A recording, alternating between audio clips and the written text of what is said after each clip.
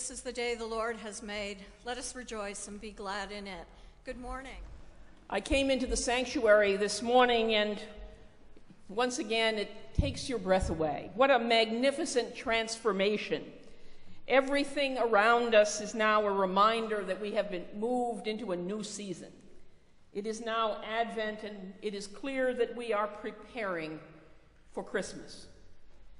Here at the church, we actually wait until after Thanksgiving to begin our Christmas preparations and decorating. The tree, I understand, was brought in yesterday, cut at Steve Hazelwood's.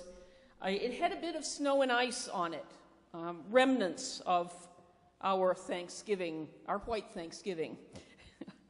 And there were some tarps, but we kind of tidied that up before the 8 o'clock service. I had gotten a heads up from Dean that there were some tarps and a mop and pail in case we needed to clean up the sanctuary just a bit. But the wreaths and the garland are up thanks to our flower committee. And today, as Glenn said, after the 10 o'clock service, there will be the traditional stone soup luncheon. And the church family, any and all of you are invited to help decorate the Christmas tree. We are also in full preparation this week for the Christmas fair. And the church hall and kitchen will be abuzz with activities all this week, with tables being set up and Christmas fair items being priced and displayed, books arranged, yesterday's treasures dusted off and cleaned up in hopes of finding a new home. There'll be pie baking with the music committee on Thursday and toffee making with Christian Ed on Wednesday, and dozens of cookies hopefully being baked in homes around our congregation for the cookie walk, luncheon preparations. It is a wonderfully exciting time. It is a statement of faith to say that Christmas changes everything. Certainly, we believe in the incarnation, that the divine has come into our human experience, and that first Christmas, and we remember it each year, that Christmas changes us, changes everything. And pre-Christmas changes are truly all around us. Stores have been making their appeals for weeks, at least. But now they are in full swing. Lights are up on homes and businesses. Advertisers and marketers are seemingly working overtime to capture a share of the Christmas sales. Black Friday now starts on Thursday. I had an email from Amazon this morning, one of many that I apparently get on a regular basis, that announced that Cyber Monday starts now. I do recall a time when Christmas was a little slower paced. I think Dean, as we were walking down the aisle, said, "I'm not sure that we're ready for all of this. It comes at us so quickly." I remember when in our home we would get the Christmas wish book.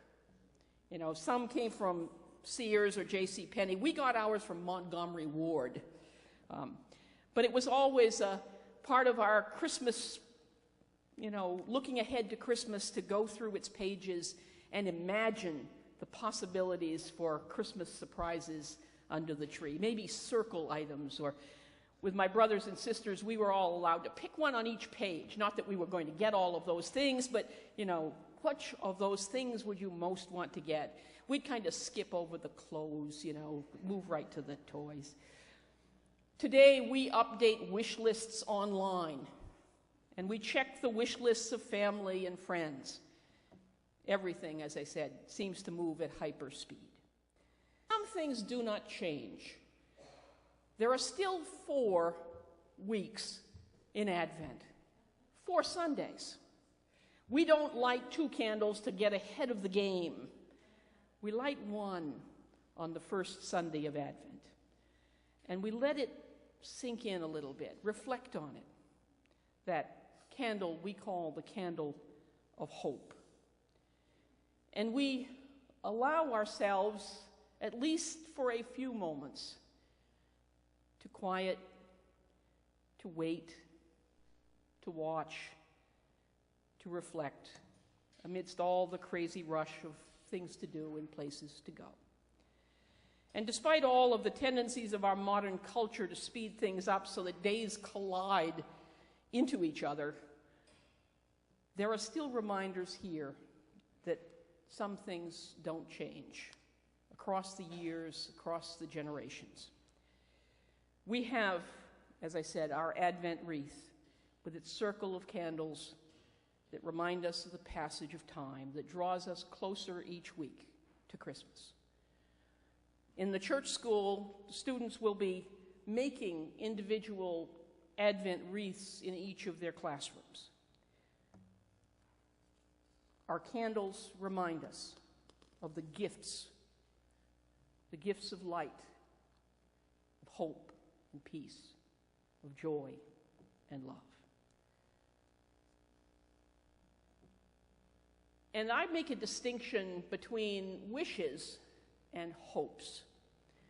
Wishes are like that, looking through the wish book and kind of making choices about what I wish I might get under the Christmas tree. One year I remember I wished for a basketball, and I actually got one. It was kind of easy to guess what the present was. It was kind of round, and although wrapped, if you dropped it, it bounced. But several years I had on my wish list a wood-burning set. My parents never bought me the wood-burning set. I think there was something about wood and burning that just kind of perhaps made them think that might not be the gift they wanted in the house. But we reflect, I think, on wishes and hopes. Hopes, I think, speak to that deeper sense of the things we cherish, the things that God hopes in our lives and we hope for those we love. It's a word that finds itself woven into the music of the season. One of my favorite Christmas carols, which we will sing probably at least once on Christmas Eve, O Little Town of Bethlehem, begins with these sort of quiet, reflective words, O little town of Bethlehem, how still we see thee lie. Above thy deep and dreamless sleep, the silent stars go by. Yet in thy dark streets shineth the everlasting light. The hopes and fears of all the years are met in thee tonight. The hopes and fears.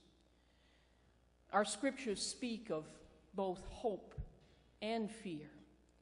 Fears for the very life of God's people in the Old Testament and the New, for people under conflict and oppression, for loss of life, and yet we know that today, this very day, in places around the globe, Christian brothers and sisters are literally losing their lives for the faith we share with them.